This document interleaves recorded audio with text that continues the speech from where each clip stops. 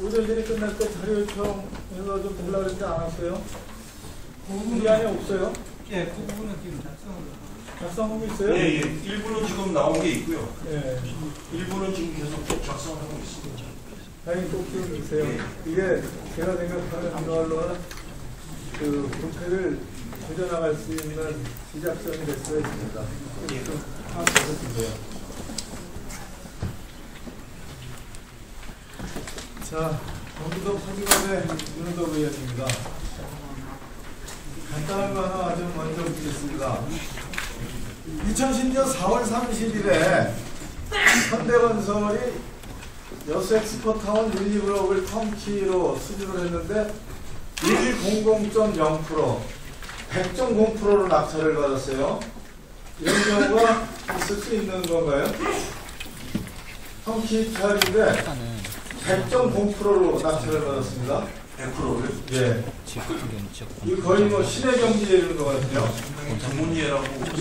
이거 경위를 한번 조사해서 예. 오늘 전화 끝나기 전까지 본회의한테 설명을 좀 해주세요. 예, 알겠습니다. 근태 관련해서 자, 세금 기록하는 거는 아예 없답니다.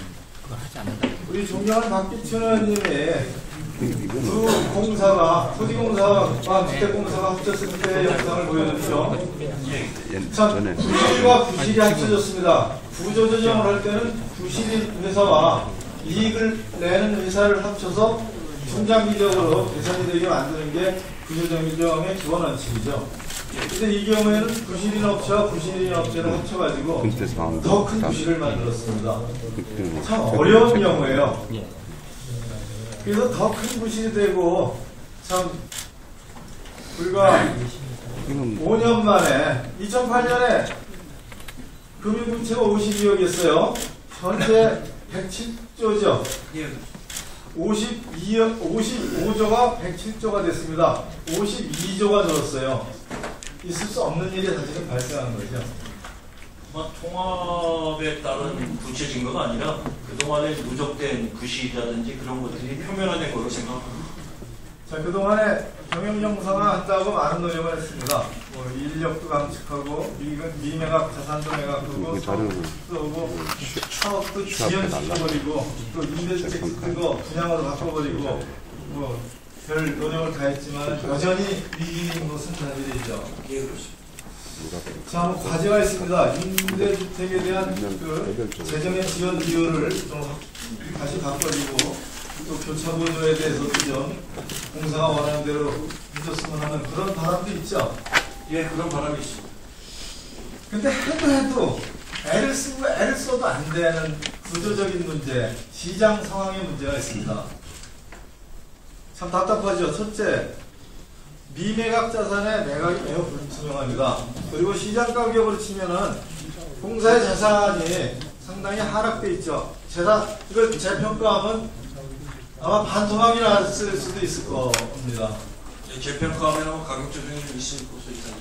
자, 그리고 노후화된 회사의 인적 구조도 문제죠. 그리고 또 하나는 이런 상황이 있습니다. 그 전 직장이 어디였죠? 경기도시공사입니다. 경기도시공사에 계셨죠? 예. 지방마다 지방공사들이 다 있고 거기서 택지 사업을 하고 주택 사업을 하고 또 산업단지 사업을 하죠. 예, 그렇습니다. 근데 상당히 좀 짜임새 있게 해요. 경기도시공사의 경우는. 그렇죠. 다른 기관에 비해서 자, 이게 제가 그래서 경기도시공사하고 LH하고 좀 비교를 해봤습니다. LH가 하루에 이자가 123억 3천만 원이에요. 제가 7분을 쓰고 있는데 7분 동안 이자가 얼마나 나가겠습니까? 정확하게 6천만 원이 나갑니다. 이제 반면에 경기공사는 하루 이자가 6억 8천만 원에 일단 불과해요. 그것도 큰 돈이죠. 자, 1억 원 이상 연봉자가 LH공사는 몇 명이죠? 제가 받은 자료는 156명입니다. 근데 그 전에 있었던 직장에 경기공사는 1억 원 이상 연봉자가 사장님 한 분 딱 하나예요. 그리고 임직원의 평균 임금이 LH공사는 5,406만 원입니다. 근데 경기도시공사는 4,486만 원이에요. 한 20% 정도 싸죠. 그리고 차입금 의존도가 LH공사는 62%인데 경기도시공사는 41% 정도에 불과합니다. 자, 이게 지방공사들이 상대적으로 낮은 임금 또 상대적으로 낮다고 했습니다. 그리고 동네 1위니까 신속한 인허가를 하죠. 인허가가 아주 빠릅니다. 잘해보셨잖아요. 예. 아직 유능하게 하셔서 또 더 큰 기업을 마친 거라고 봅니다. 그리고 또 이자 비용이 적게 들어가고 있어요. 또 분양도 잘하고 있습니다. 미분양이 거의 없죠. 그래요. 그래서 사실 자체적으로 구조조정하고 노력을 하는 것뿐만 아니라 이제는 지방공사하고 경쟁을 하는 상황에 이르렀습니다. 그 상황까지 감안하셔야겠죠? 예. 그래서 이런 제안을 드립니다. 이대로 가면은 LH공사는 돈 안 되는 정부공사만 맡게 돼요. 그리고 괜찮은 공사들은 지방공사가 하게 됩니다. 자, 지금과는 전혀 다른 구조조정이나 경영혁신의 방향이 잡혀야 된다고 봅니다. 사장님은 어떻게 생각하세요? 의원님 지적하신 거에 공감을 하고요. 이제 저희 재무구조 개선과 더불어서 저희 공사의 앞으로 장래 방향이 주거복지, 도시재생, 지역균형개발 이 세 가지 집중을 해서 사업 구조를 짜려고. 자, 이전의 경험이 LH공사를 개혁하고 살려내는데 큰 도움이 되리라고 저는 생각을 해요. 그래서 발탁이 됐다고 긍정적으로 믿습니다. 열심히 해주시기를 좀 부탁드려요. 자, 행복주택 문제입니다. 대통령의 공약이죠. 이 내용 아십니까? 이게 시가에 2분의 1 내지 3분의 1로 공급한다라는 공약사항 아세요? 예, 알고 있습니다. 알죠? 그러면 시가 2분의 1이나 3분의 1로 공급해야 되고, 지금 많은 의원들이 지적하고 또 언론에서도 지적하고 있는 게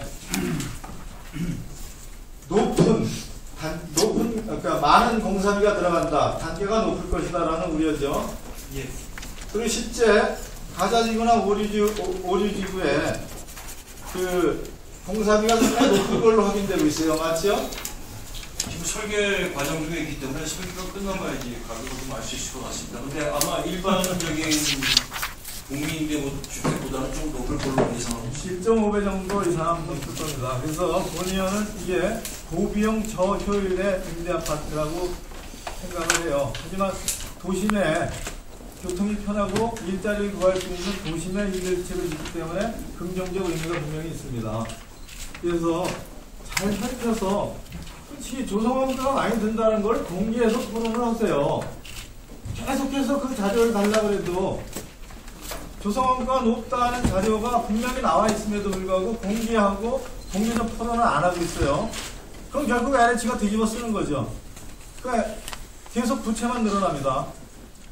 하여튼 의원님이 우려하시는 걸 저희 감안해서 하겠고요. 그다음에 그래서 이 경우 행복주택의 경우 재정에서 지원하는 비율을 30%에서 50%로 늘려야 돼요. 그래야 LH가 행복하게 그나마 행복주택 해볼 수 있죠. 제 말 맞죠? 예, 의원님 좀 많이 도와주십시오. 오래간만에 인정하셨네. 자, 추가 질의 또 오겠습니다.